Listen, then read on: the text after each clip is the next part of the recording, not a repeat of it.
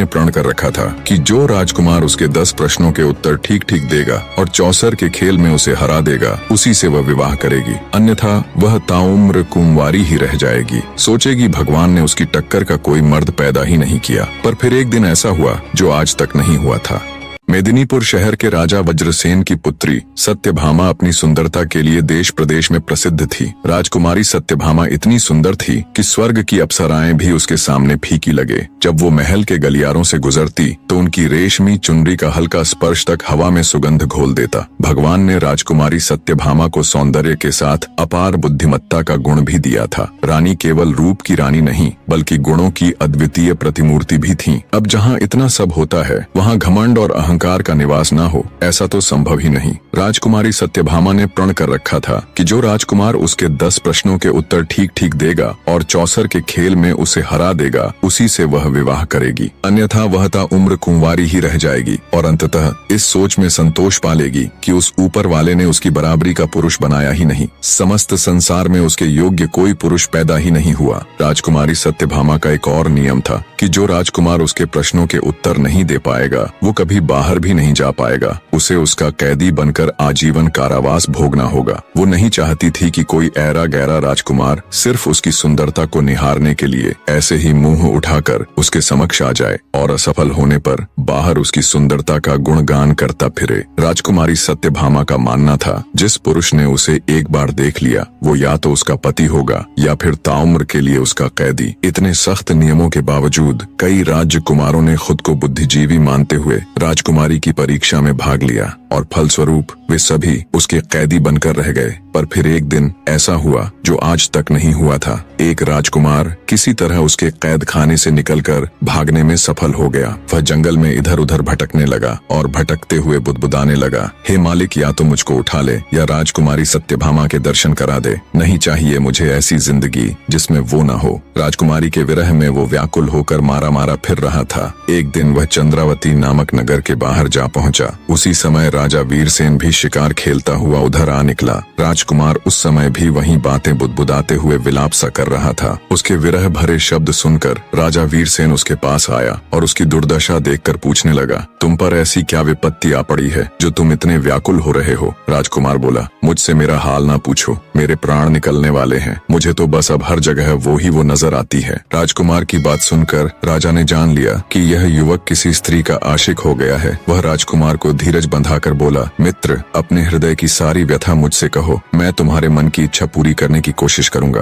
राजा वीरसेन की बातें सुनकर राजकुमार ने राजा को अपने विषय में सब कुछ बता दिया। सारी बात सुन राजा वीरसेन बोला, घबराओ नहीं मित्र, मैं तुम्हारा समाधान अवश्य करूंगा, और उसे अपने साथ राजमहल ले गया। कहानी में आगे बढ़ने से पहले आप सबको राजा वीरसेन के बारे में बताता चलूं। राजा वीरसेन चंद्रावती नगर के बहुत ही दयालु और प्रतापी राजा थे। वे गुरु गोरखनाथ के शिष्य थे। एक समय में गुरु गोरखनाथ की बड़ी सेवा की थी। राजा की सेवा से प्रसन्न हो गुरु गोरखनाथ ने उन्हें एक बोलने वाला हीरामन नाम का तोता दिया था। वह तोता बड़ा विद्वान था। राजा वीरसेन तोते से पूछे बिना कोई भी कार्य नहीं करता था। राजा वीरसेन ने राजकुमार को ले जाकर महल में ठहराया तथा स्वयं तोते के पास आकर राजकुमार का सारा हाल कह सुनाया। तोते ने राजकुमार को अपने पास बुलाकर कहा, हे मित्र, तुम उस स्त्री के चक्कर में पड़कर क्यों अपने प्राण गंवाते हो? उसमें रूप की केवल ऊपरी चमक है, भीतर से वह विष की बूटी है। गनीमत यही है कि आप वहाँ से भागने में सफल हो गए, और अगर फिर भी तुम्हारा दिल नहीं मान रहा तो मेरी ये कथा सुनो। वर्धमान नगर में एक पठान रहता था। उसकी स्त्री बड़ी ही सुंदर तथा रूपवान थी,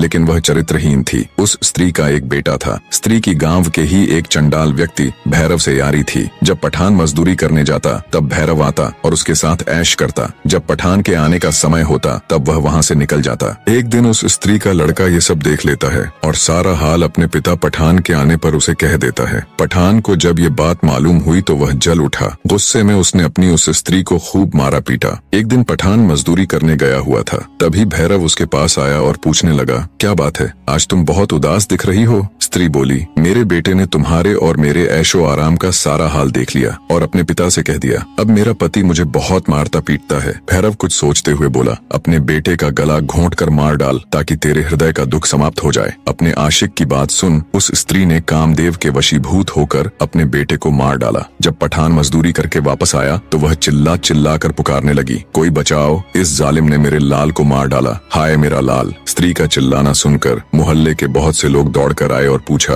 क्या हुआ? तब उस मक्कार स्त्री ने कहा, मेरा लड़का एक पैसे के लिए जिद कर रहा था, इसलिए इस निर्दयी ने गुस्से में आकर उसे जान से मार डाला। यह बात सुनकर चौकीदार दोनों को राजा के पास ले गया। औरत ने राजा के समक्ष भी यही बात कही। राजा ने पूछा, उस समय का कोई प्रत्यक्षदर्शी या गवाह था जिसने ये सब देखा हो? उस स्त्री ने कहा, महाराज, फला फला एक भैरव नाम का व्यक्ति वहाँ खड़ा था। राजा ने भैरव को बुलाकर पूछा तो उसने अपनी प्रेमिका के कहे अनुसार गवाही दे दी, जिसे सुनकर राजा ने पठान को फांसी दे दी। इतनी कहानी कहकर हीरामन तोता बोला, ऐ राजकुमार, औरत जात का कोई भरोसा नहीं, आप किस्मत वाले हैं जो आपको राजकुमारी सत्यभामा के महल से भागने का मौका मिला। फिर से अपनी गर्दन मत फंसाओ। राजकुमार बोला, हे हीरामन तोते, चाहे मेरे प्राण ही चले जाएं, किंतु एक बार के लिए ही सही, पर राजकुमारी सत्यभामा मुझे मिल जाए बस। यह कहकर वह लंबी सांसें भरने लगा। उसकी यह दशा देखकर राजा वीरसेन ने कहा, हे हीरामन, जब तक इसको वह स्त्री नहीं मिलेगी तब तक इसका दुख दूर न होगा और मेरा भी खाना पीना हराम है। मैं खुद वहाँ जाऊंगा और राजकुमारी सत्यभामा के 10 सवालों का जवाब देने की कोशिश करूंगा। राजा रानी के 10 प्रश्नों के उत्तर देने के लिए मेदिनीपुर जाने की तैयारी करने लगा। तब उसका समझदार तोता बोला, रुकिए महाराज, पता नहीं मेदिनीपुर नाम का कोई शहर है भी या नहीं, पता नहीं कोई सत्यभामा नाम की राजकुमारी है भी कि नहीं। महाराज, समझदारी इसी में है कि आप पहले मुझे जाने दें, अगर सब सही हुआ तब आप बेशक चले जाना। राजा वीरसेन को तोते की बात सही लगी। तोता हीरामन कुछ विचार करके बोला, महाराज, एक और कार्य कीजिए, मेरी पंखों में नाना प्रकार के हीरे मोती पिरो दीजिए। राजा वीरसेन ने वैसा ही किया और तोते को अच्छे से सजाकर विदा कर दिया। कई दिनों की उड़ान के बाद हीरामन मेदिनीपुर पहुंच गया। वहां जाकर वो राजकुमारी सत्यभामा के महल की छत पर जा बैठा। जब सत्यभामा का ध्यान उस तोते की तरफ गया तो वो भी उसकी सुंदरता देख अचंभित रह गई। उसने इतना सुंदर और हीरे मोती के पंखों वाला तोता कभी नहीं देखा था। राजकुमारी बोली, हे तोते, तुम किस देश से आए हो और किस देश को जाओगे? तुम्हारा यहाँ आने का मकसद क्या है? तोता बोला, हे रानी, चंद्रावती नगर के राजा वीरसेन ने मुझे यहाँ भेजा है। मैं तो बस ये पता करने आया था कि सच में कोई मेदिनीपुर नगर और राजकुमारी सत्यभामा असल में है कि नहीं। पर हे रानी, मैं तुमसे एक बात पूछना चाहता हूँ, सच बताना, तुम इतनी उदास क्यों हो? ऐसे क्या पाप किए हैं तुमने? तोते की बात सुनकर राजकुमारी सत्यभामा हैरान रह गई। उसने अपने मन में सोचा, ये तोता नहीं बल्कि कोई राजकुमार है। यह मंत्र से तोता बनकर मेरा भेद लेने आया है, इसको पकड़कर मार देना चाहिए। ये विचार कर रानी बोली, सभी लोग जन्म से ही पापी होते हैं जो इस संसार में आते हैं। मैंने इस शरीर को पाकर कोई सुख नहीं पाया। हे सुआ महाराज, मैंने वर ढूंढने के लिए बहुत से देशों में ब्राह्मणों को भेजा, लेकिन किसी से भी मेरी जोड़ी नहीं मिली। राजकुमारी की बात सुन तोता बोला, हे राजकुमारी, जैसी तुम सुंदर और आकर्षक हो वैसे ही मेरे राजा हैं। विधाता ने तुम दोनों की जोड़ी बनाई है, इसलिए तुम मेरे साथ चलो। राजकुमारी सत्यभामा तोते की बात सुन बोली, हे तोते, तुम ठीक कह रहे हो, मुझे तुम्हारी बात पर विश्वास है। विधाता ने कृपा की जो तुमने मुझे दर्शन दिए। अब तुम हमारे पास आओ और बताओ वह राजा कौन है और कहाँ रहता है। मेरी अंगूठी ले जाओ और उससे मेरा विवाह कराओ। मैं उनकी दासी बनकर जन्म जन्म उनके दर्शन करती रहूंगी। तोता बोला, मैं तेरे पास नहीं आऊंगा, तू एक मक्कार स्त्री है, सुना है तू बहला फुसलाकर कैद में डाल देती है। राजकुमारी बोली, मैं बिल्कुल सच कह रही हूँ, मैं तुम्हारे साथ चलने को तैयार हूँ। वो ऊपर वाला साक्षी है, तुम मेरे पास आ जाओ, मैं तुम्हारी मेहमान नवाजी करूंगी। तुम मुझसे क्यों डर रहे हो? मुझे दासी बनाकर अपने साथ ले चलना। राजकुमारी के वचन सुनकर तोते को विश्वास हो गया। वो उड़कर उसके पास चला गया। राजकुमारी ने तुरंत उस तोते को पकड़ लिया और कपट्टी मुस्कान के साथ बोली, हे दासी, जल्दी से छुरी लाओ और इसका सिर काट दो। ये कोई तोता नहीं है, ये तो कोई बड़ा पापी है जो मंत्र तंत्र करके मेरा भेद जानने आया है। तोता अब पछता रहा था कि क्यों उसने राजकुमारी का विश्वास किया। वो बचने की युक्ति सोचने लगा। राजकुमारी के जाल में फंसे तोते को जान के लाले पड़ गए। सोचा, अच्छा भला सब कुछ देख तो लिया था, फिर क्यों खामखां राजकुमारी से फालतू के सवाल जवाब में उलझा। सीधा जाकर राजा को बता देना था, आगे वो जाने या ये राजकुमारी। खामखां पंगे में पैर फंसा दिया। सोचा अब जल्दी से कोई तरकीब लगानी पड़ेगी, नहीं तो ये चंडाल रानी मुझे जीवित नहीं छोड़ेगी। तोता बोला, हे रानी, मेरा नाम हीरामन तोता है, मैं कोई बहरूपिया नहीं हूँ, बल्कि यही मेरा असली रूप है। अगर तुम मुझे छोड़ दोगी चाहोगी तो मैं तुम्हें भी तंत्र और विचार सिखा सकता हूँ। मैं गिरी विश्वनाथ का पक्का चेला हूँ। राजकुमारी बोली, अगर ऐसा है तो जल्दी से मुझे मंत्र बताओ, नहीं तो अभी तुम्हारे पंख नोच डालूंगी। तोता बोला, हे रानी, मंत्र ऐसे सबके सामने नहीं बताए जाते। तुम अपनी दासियों को यहाँ से जाने के लिए कहो। ऐसे सबके सामने मैं तुम्हें मंत्र नहीं सिखा सकता, वो तो कान में बताने की चीज है। तोते की बात मान राजकुमारी ने तुरंत अपनी सभी दासियों को वहाँ से भेज दिया। दासियों के जाने के बाद जब राजकुमारी ने मंत्र सुनने के लिए सिर झुकाया तो तोते ने उसके गाल पर चोंच मार दी। राजकुमारी सत्यभामा चीखती हुई व्याकुल होकर धरती पर गिर पड़ी। जब तक वो कुछ समझ पाती, तोता वहाँ से उड़कर फिर से खिड़की में जा बैठा। गुस्से में लाल पीली हो राजकुमारी ने अपनी दासी को आवाज लगाई और कहा, इस दुष्ट तोते का शिकार करने के लिए जल्दी से बाज को लेकर आओ। जब तक दासी बाज के पिंजरे को लेकर आई तब तक तोता वहाँ से उड़ चुका था। कई दिनों की उड़ान के बाद वह राजा वीरसेन के पास आ पहुंचा और कहने लगा, हे महाराज, स्त्री रंग, रूप, यौवन में देखने योग्य है। राजकुमार की बात बिल्कुल सत्य है कि कोई उसे एक बार देख ले तो वो उसके मोह को कदापि नहीं छोड़ सकता। परंतु महाराज, उसका स्वभाव खोटा निकला। पहले उसने मुझे पुचकार कर अपने पास बुलाकर पकड़ लिया और फिर मुझे मारने को आतुर हुई। बस गुरु गोरखनाथ की कृपा से बड़ी मुश्किल से किसी तरह प्राण बचाकर भागा हूँ। तोते की सारी बात सुन राजा वीरसेन उसको शाबाशी देता हुआ कहता है, हीरामन, तुमने बहुत अच्छा किया। अब तुम चिंता मत करो, मैं खुद उस राजकुमारी से निपट लूंगा। अगले दिन राजा ने हथियार बांधे, तोते को हाथ में लिया और घोड़े पर सवार होकर राजकुमारी सत्यभामा के नगर की तरफ चल पड़ा। कुछ ही दिन की यात्रा के बाद राजा वीरसेन मेदिनीपुर शहर पहुंच गया। वहां पहुंचकर उसने पहरेदारों से राजकुमारी को खबर करने के लिए कहा। जब दासियों ने राजकुमारी को राजा वीरसेन के आने का समाचार दिया तब सत्यभामा ने कहा, क्या वो मेरी सब शर्तों से भली भांति परिचित है? अगर है तो उन्हें आदर पूर्वक अतिथि घर में ठहरा दो। सेवादारों ने राजकुमारी के कहे अनुसार राजा को जलपान कराकर ठहरा दिया। रात हुई तो रानी सज स्वर कर बैठ गई और सिपाहियों को आदेश दे राजा वीरसेन को अपने सम्मुख बुलवा लिया। राजा वीरसेन राजकुमारी सत्यभामा के सामने बैठ गया। राजकुमारी बोली, अगर आपने मेरे 10 सवालों के जवाब ठीक से दिए और मुझे चौसर के खेल में हरा दिया तो मैं आपकी हो जाऊंगी। अगर ऐसा नहीं कर पाए तो आपको सदा के लिए मेरा कैदी बनना पड़ेगा। राजा बोला, अपने प्रश्न शुरू करो राजकुमारी, मैं तैयार हूँ। राजकुमारी बोली, ठीक है तो बताओ राजन, कौन सा तालाब बिना पानी के होता है? कौन सा पेड़ बिना डाल के होता है? कौन सा पक्षी बिना पंख के होता है? और कौन सी मौत बिना समय के होती है? राजा वीरसेन ने गुरु गोरखनाथ का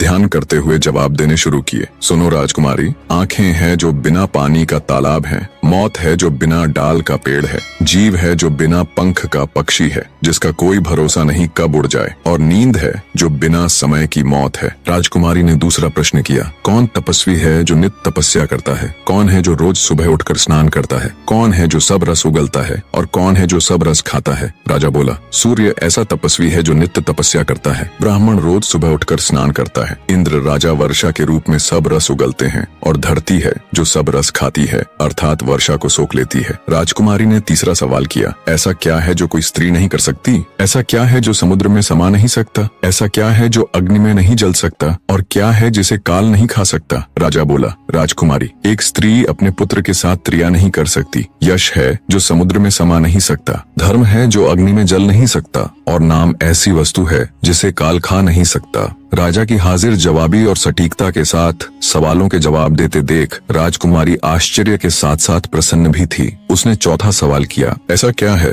जो बचपन में 30 गज का, जवानी में 4 गज का, बुढ़ापे में 60 गज का और मरने के बाद अंत नहीं? राजा बोला, सुनो राजकुमारी, किसी भी वस्तु या इंसान की परछाई ही एकमात्र ऐसी चीज है जो दिन में 30 गज की, दोपहर में 4 गज की, शाम के समय 60 गज की और रात में अनंत हो जाती है। राजकुमारी बोली, आप ठीक कह रहे हैं राजन। अब मेरे 5वें सवाल का जवाब दो, वह क्या है जो हमेशा बदलता रहता है पर कभी नहीं बदलता? राजा वीरसेन बोला, राजकुमारी, वह है परिवर्तन का नियम। संसार में सब कुछ बदलता रहता है लेकिन यह सत्य कभी नहीं बदलता कि परिवर्तन ही संसार का नियम है। जो इसे समझ लेता है वह जीवन के उतार चढ़ाव में शांति पाता है। राजा वीरसेन के जवाबों से अब तक पूरी तरह संतुष्ट राजकुमारी सत्यभामा कहती है, बहुत खूब राजन, अब मेरे छठे प्रश्न का जवाब दीजिए। अगर हर चीज पहले से तय है यानी हमारा भाग्य, तो फिर कर्म करने की क्या जरूरत है? छठे सवाल का जवाब देते हुए राजा वीरसेन बोला, भाग्य और कर्म दोनों साथ साथ चलते हैं। भाग्य हमारे पूर्व जन्म के कर्मों का फल है,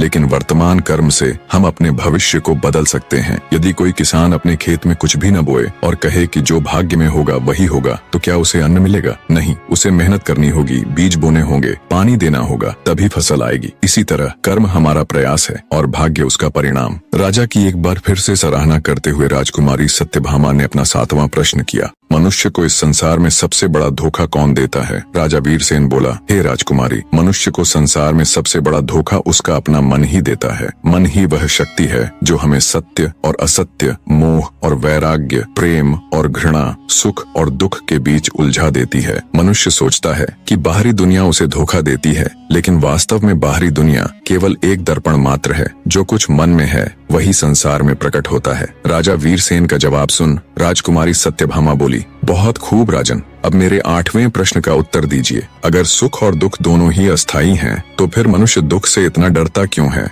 और सुख को पकड़कर रखना क्यों चाहता है?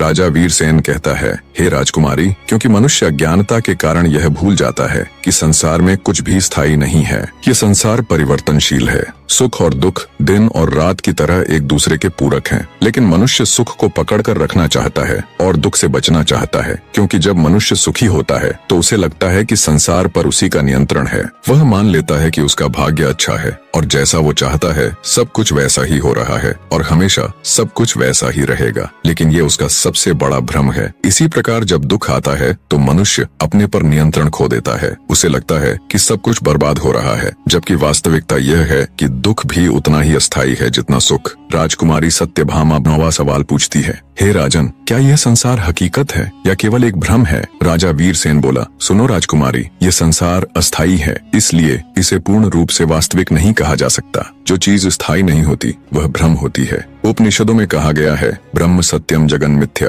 अर्थात ब्रह्म सत्य है, यह संसार माया है। हे राजकुमारी, हम जो भी देखते हैं वह केवल 5 इंद्रियों तक सीमित है। जब हम सपना देखते हैं तो वह हमें पूरी तरह वास्तविक लगता है, लेकिन जागने के बाद वह केवल एक भ्रम होता है। इसी प्रकार यह संसार भी जागृत अवस्था का एक सपना मात्र है। सत्य वही है जो कभी नष्ट नहीं होता और वह केवल आत्मा और परमात्मा है। राजा का जवाब सुन राजकुमारी सत्यभामा बोली, हे राजन, अगर आत्मा और परमात्मा ही सत्य है तो मनुष्य को जन्म से पहले और मृत्यु के बाद का कुछ भी याद क्यों नहीं रहता? राजा वीरसेन राजकुमारी सत्यभामा के 10वें यानी आखिरी सवाल का जवाब देता हुआ बोला, हे राजकुमारी, क्योंकि प्रकृति ने हमें भूलने का वरदान दिया है ताकि हम अपने पिछले जन्मों के बंधनों से मुक्त होकर नए अनुभवों को जी सकें। यदि मनुष्य को अपने पिछले जन्म की याद रहती तो मनुष्य पिछले जन्म के सुख दुख में ही उलझा रहता और इस जीवन को सही से नहीं जी पाता। स्मृति का नाश ही नया सृजन है, अर्थात जब पुरानी यादें मिटती हैं तभी नया जीवन संभव होता है। कुछ लोग गहरे ध्यान और साधना से अपने पूर्व जन्म की झलक देख सकते हैं, लेकिन ये बहुत ही मुश्किल या यूं कहे लगभग असंभव ही होता है। मृत्यु के बाद आत्मा नए शरीर में प्रवेश कर जाती है और एक नया जीवन आरंभ होता है। अगर मनुष्य को सब कुछ याद रहता तो वह कभी भी आगे नहीं बढ़ता।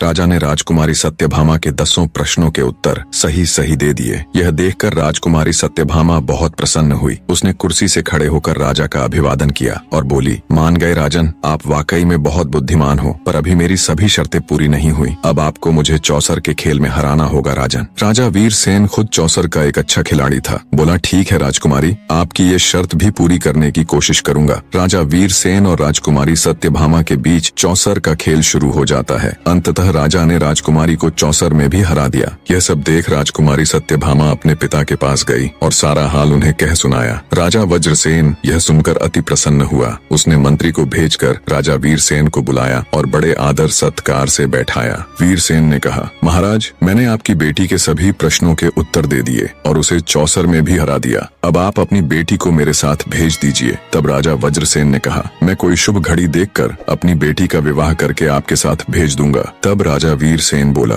हे राजन, मेरा विवाह राजकुमारी सत्यभामा के साथ नहीं होगा, क्योंकि ये तो किसी और की अमानत है। ये सुन राजा वज्रसेन ने हैरान होते हुए पूछा, ये आप क्या कह रहे हैं? आपने इसे पराई अमानत किस प्रकार बताया? तब राजा वीरसेन ने कहा, महाराज, जिन राजकुमारों को आपकी बेटी ने कैद कर रखा है, उनमें से एक राजकुमार उसकी कैद से निकल भागा था और वह अपना राजपाट त्याग जंगल में इधर उधर भटकता फिर रहा था। एक दिन वह मेरे राज्य में आया और एक पेड़ के नीचे बैठा रो रहा था। संयोगवश मैं भी उधर से निकला। उसे दुखी देखकर मैंने उससे सारा हाल पूछा तो राजकुमार ने आदि से लेकर अंत तक सारा हाल मुझे कह सुनाया। तब मैंने उसे आपकी बेटी पर सच्चा मोहित जानकर उसे प्रण किया कि मैं तुमको राजकुमारी सत्यभामा से मिलवाऊंगा। सो हे राजन, राजकुमारी सत्यभामा उसकी अमानत है। मैं राजकुमारी का विवाह उसके साथ कर दूंगा। यह बात सुनकर वज्रसेन कहने लगा, धन्य हैं आप, जो आपने एक अनजान व्यक्ति के कारण इतना कष्ट सहा। अब आप मेरी बेटी के मालिक हैं, जिसे चाहो सौंप दो। मेरी ओर से तो यह आपकी अमानत है। तब राजा वीरसेन ने तोते को भेज राजकुमार को मेदिनीपुर बुलवा लिया और विधि पूर्वक राजकुमारी सत्यभामा के साथ उसका विवाह कर दिया। राजकुमार ने खुशी से राजा वीरसेन के पैर पकड़ लिए और बोला, महाराज, मैं हमेशा आपका ऋणी रहूंगा। आप धन्य हैं। राजकुमार और राजकुमारी सत्यभामा दोनों आनंद पूर्वक रहने लगे। राजा वीरसेन ने राजा वज्रसेन से विदा ली और अपने तोते के साथ अपने देश चला गया। निष्कर्ष, राजा वीरसेन और राजकुमारी सत्यभामा के बीच का संवाद हमें यह सिखाता है कि जीवन में सुख और दुख, दिन और रात, प्यार और घृणा जैसी चीजें एक दूसरे के पूरक हैं। जो आज है वो कल नहीं होगा, चाहे दुख हो या सुख। यदि हम इन बदलावों को समझकर शांति पूर्वक स्वीकार कर लें तो हमारे जीवन की यात्रा आसान हो जाती है और हम खुशी से जीवन व्यतीत कर सकेंगे। आप हमें सुपर थैंक्स के जरिए सपोर्ट कर सकते हैं ताकि हम और भी बेहतरीन कंटेंट आपके लिए लेकर आ सकें। अन्यथा एक प्यारा सा कमेंट जरूर ड्रॉप कीजिएगा। आपका समर्थन हमारे लिए बहुत मायने रखता है। धन्यवाद।